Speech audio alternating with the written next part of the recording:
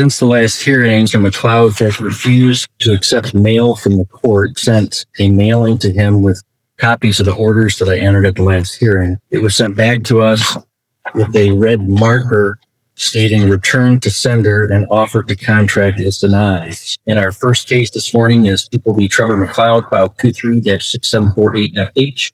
All right, Mr. McLeod, do you still desire to represent yourself, sir? Yeah. All right, and I'm required to remind you at each hearing that you do have the right to be represented by an attorney, including an attorney at public expense and qualifying requests. All right, well, we're here for a docket call that I had scheduled because Mr. McLeod had requested the jury trial, and I wanted to touch base and have you both submit proposed jury instructions, which I did receive. Thank you both.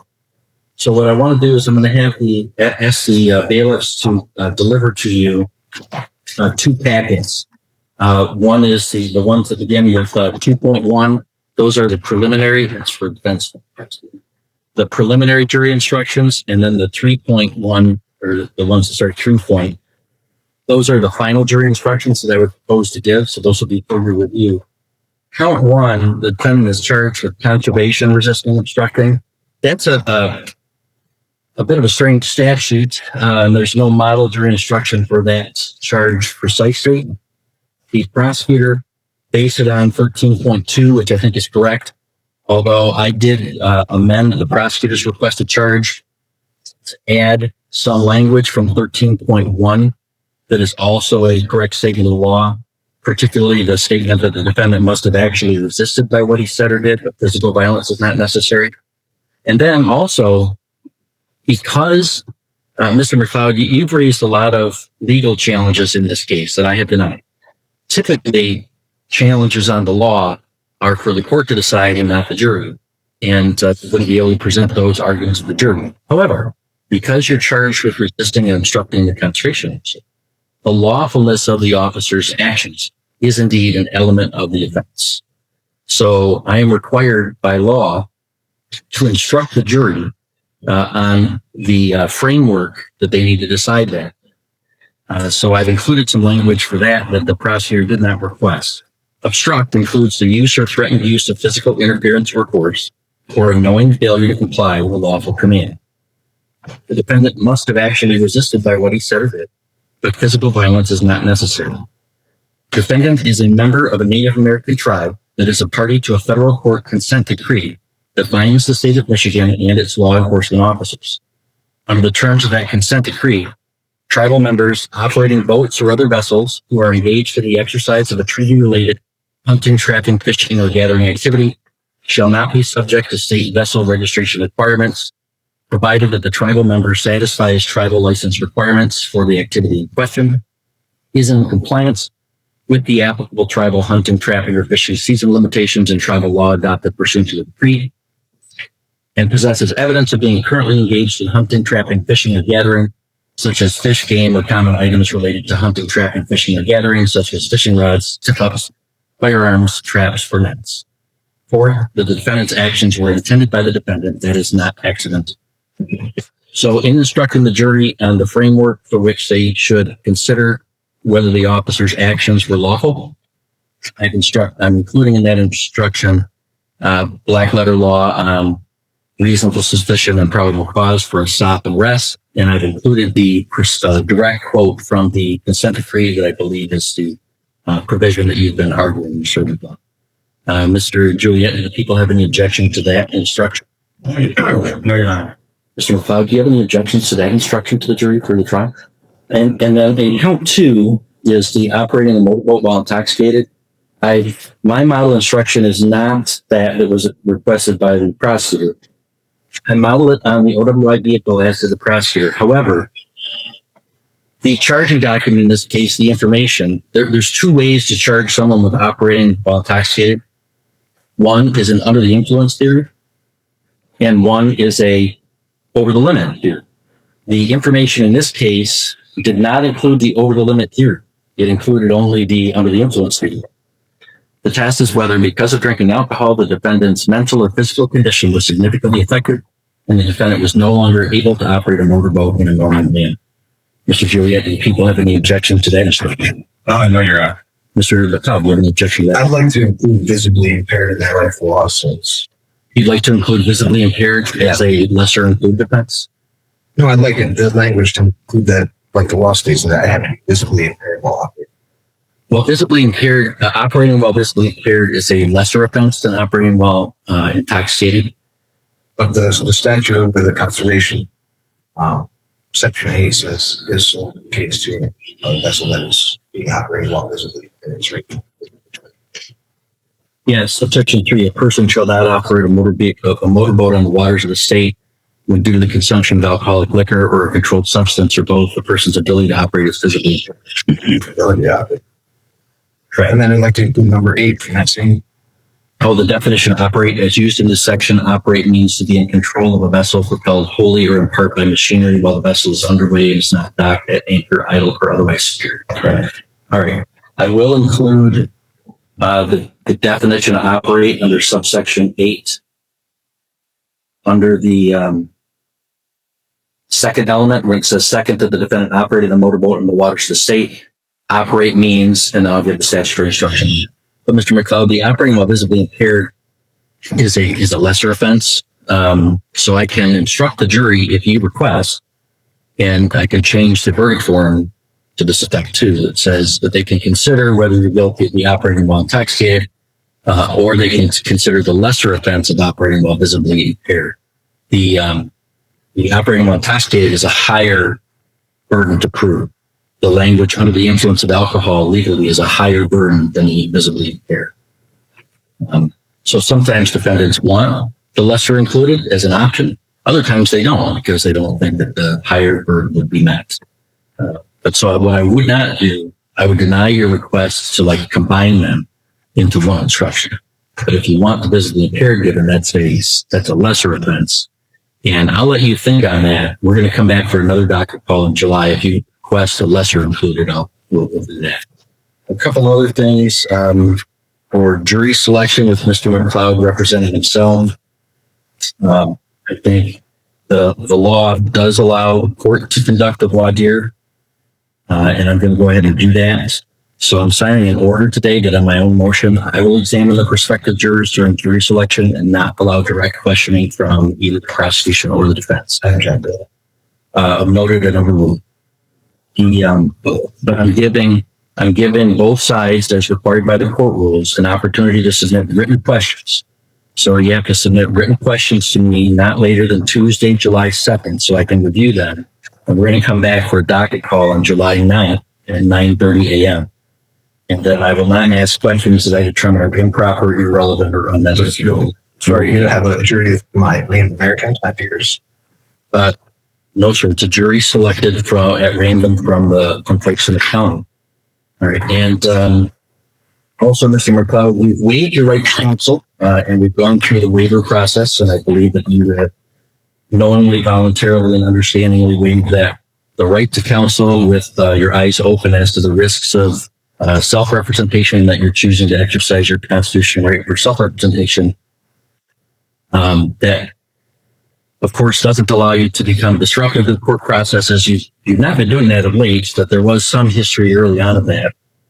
So under Supreme Court precedent for Redwood, California in 1975, this court may, even over objection, appoint what's called standby or advisory counsel to aid you if and when you ask for help, or to be available to represent you in the event that the termination of your self-representation is necessary.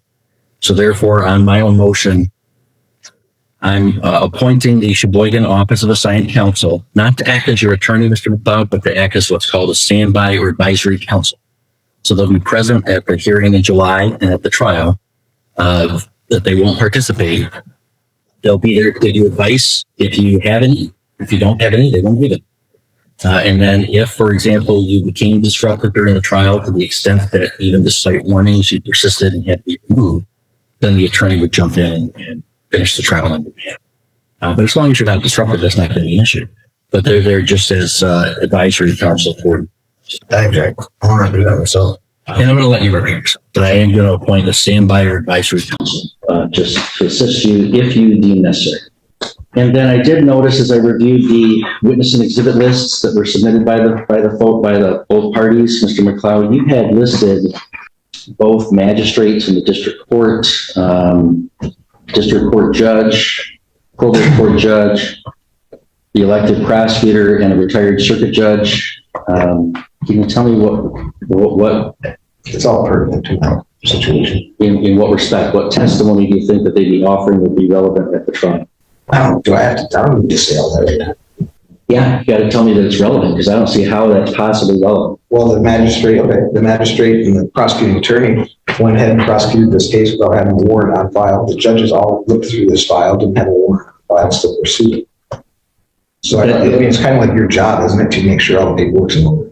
Sure, but that's not relevant to what the jury has to do. What the jury has to decide is whether the officer's actions on that day were lawful, and whether you were resisting him and or operating a motorboat while intoxicated. Not guilty if he is guilty of a charge. One more outburst and you'll have to leave. So the judge's testimony, magistrates and prosecutors, not admissible or relevant. So I'm going to strike from your witness list Magistrate Ellenboss, Magistrate Libby, retired Judge Spartan, Judge Vizina, Prosecutor Goodrich, and retired Judge Pavlich. So you may not call those folks as witnesses. Both have until July 2nd to file witness and exhibit lists, to file requested questions that I would ask the jury during jury selection to achieve a fair and impartial jury. We're not going to get a fair and impartial jury because they're not going to be Native Americans. It's the whole situation. Well, that doesn't, if somebody's African American, we don't see an entirely African American jury. If somebody's Asian American, we don't see an entirely Asian American It's not jury. not yours. It's not. Well, sure. The argument that I'm fighting is based on the treaty rights. That's the whole thing about it. Yeah, in fact, it would violate the Constitution if I tried to seat a jury of only Native Americans and excluded people based on their race. So I will decline your invitation to engage in racial discrimination in jury selection. So you have until July 2nd to submit written questions, and we'll come back for a hearing on July 9th at 9:30 so I can tell you which of those questions I'm asking or not asking. I'm granting Mr. McLeod's request to add the definition of operating, and we'll give him until the 9th to decide if he wants the lesser included or impaired instructed. And we are still scheduled for jury selection August 8 and 9. All right, anything further for today from the people? Just briefly, Your Honor, while we're on the record, Mr. McLeod and I have been undergoing continued plea discussions. I know in the past with some cases we've done a plea to a felony with a very short term of a delay with a dismissal at the end. Is this the type of case the court might consider something like that? Yeah, I mean, from what I've learned about the case in the pretrial motions, although your legal arguments have been unavailing, Mr. McLeod, I don't think your underlying conduct in this case was all that egregious.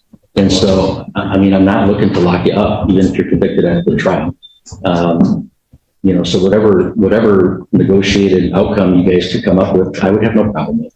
I don't think your behavior was extreme. Can I motion for summary judgment? What's that? Can I motion for summary judgment? Well, no, I mean, you already did. There has to be like legal grounds to dismiss, which I've denied, or that there's not enough evidence of probable cause to go forward, which I've denied. There is probable cause to go forward to the jury, so I can't decide it instead of the jury. I mean, you could waive your right to a jury and have a trial in front of me, but both sides would have to agree to that. Or if you wanted to enter a plea of guilty or no contest, the charges or some lesser charges as the prosecutor and you sort out, you can do that as well. Well, right now what he's proposing is disturbing the peace with no probation, no jail, and a week delayed sentence to get out of that. I would like to add to it, no fines, no costs, because I already paid to drug testing and all that stuff for the first 4 months. And I'd like to also add to it that the week delayed the time served because of the time we spent on drug testing. All right, well, and if you guys come up with a negotiated outcome, then there are things that you both can agree to, and then there's things that you can leave if you're not agreeing to them, that you both can argue to me, and then I can decide, Well, that's where we're at right now. Let's do it right now.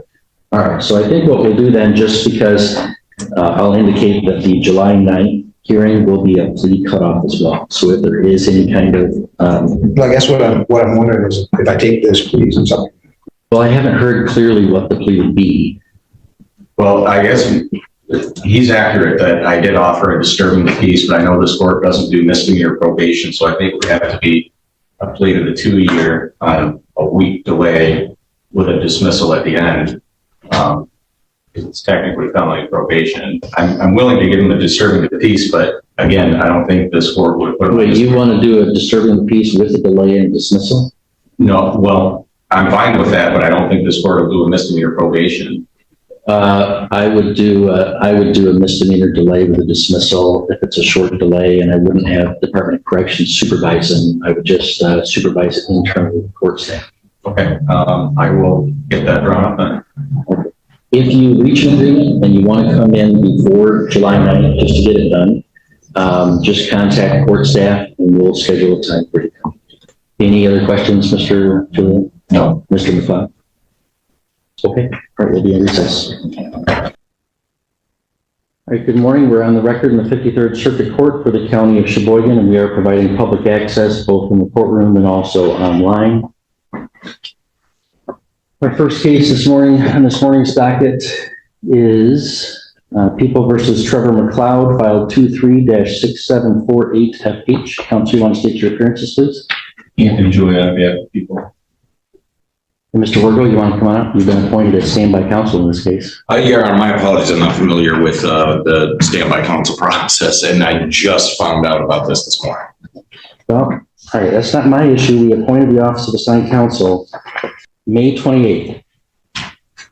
According to this court's own motion, the Sheboygan Office of Assigned Counsel is hereby appointed to act as standby/advisory counsel for defendant and shall appear at all hearings scheduled in this case, including the docket call on July 9th at 9:30 a.m. and the jury selection and trial August 8th and 9th. And the clerk's office would provide notice to standby counsel as well. Notice has been provided. We confirmed with your office that you were the one. All right, Mr. McLeod does not appear to be present in the courtroom. Is he in the hallway? He's not in Zoom either. He's not appeared. Have you had any contact with Mr. Trevor McLeod? To my knowledge, the entire office is not here, Honor. All right, well, Mr. McLeod has been representing himself. I did appoint standby counsel at the last hearing. Standby counsel is present. But since the last hearing, Mr. McLeod has refused to accept mail from the court. We sent a mailing to him with copies of the orders that I entered at the last hearing. It was sent back to us with a red marker stating return to sender and offer to contract is denied. So sadly, Mr. McLeod seems to be retreating back into nonsensical sovereign citizen defenses. And he filed a document, or there's a document purported to have been signed by him entitled Letter Rogatory for Relief, that is legal nonsense that somehow accuses the court of somehow generating funds from the case using defendant as some security mechanism, which makes no sense at all. This is not the first problems we've had with Mr. McLeod, and now he's choosing to refuse service from the court and refusing to attend here today. We have a jury trial scheduled August 8th or 9th. Mr. Juliet, any requests from the people? This is his first failure to appear, to my knowledge, but I wasn't aware that he was deliberately refusing correspondence from the court. So based on that, I would ask for a bench warrant. All right, Mr. Wargo, any input from standby counsel? Yes, you don't represent him, but you're here to stand by and give him, you're here to give him advice if he is here, if he wants advice, and to stand by to represent him if he's not able to represent himself, and him not being absent, I guess, if you want to say anything on his behalf.